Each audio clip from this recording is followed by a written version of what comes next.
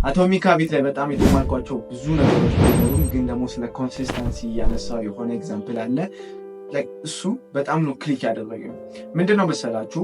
የሆነ ኤክስፐሪመንት እየሰሩ ነው። ማለትም በጣም ቀዝቃዛ የሆነ ክላስ አለ። እዛ ክላስ ላይ የበረዶ ኪዩብ አለች። እሷን ኪዩብ ፊት ለፊት ጠረጴዛ ያስቀምጠው የክላሱን ሙቀት እየቀነሱት ነው ማለት ነው። 25 ዲግሪ ነው የክላሱ ቅዝቃዜ ማለት ነው። ወደ ሙቀት እያመጡት ነው። 25፣ 26፣ 27፣ 28 ስቲል በረዶ መቅለጥ አልጀመረም። 28፣ 29፣ 30፣ 31 ስቲል በረዶ አልቀለጠም። ወደ 32 1 ዲግሪ ሲያዞሩት በረዶ መቅለጥ ጀመረ።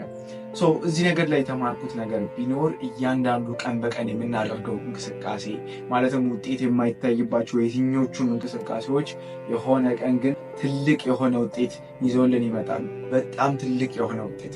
እነዛ ቅድም ብዙም ለውጥ የማይፈጥሩ የሚመስሉ የዲግሪዎች መለዋወጥ ያንን በረዶ የሚያቀልጥ አልመሰለንም ነበር።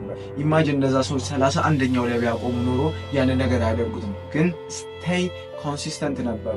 በረዶ እንዲቀልጥ የማድረግ ኮንሲስተንሲ ነበራቸው እነዛ ሰዎች። ይሄኛውንም ወደ ራሳችን ላይፍ መቀየር ይችላል። እያንዳንዱ ለውጥ የማናይባቸው ጊዜያቶች ይኖራሉ። ከወላጆቻችን ከጓደኞቻችን በብዙ ሪጀክሽን ሊደርስብን ይችላል። ግን አሁንም ቢሆን መሄዳችሁን እንዳታቆሙ። ምክንያቱም የ1 ዲግሪ ለውጥ ነው ያበረዶ እንዲቀልጥ ያደረገው።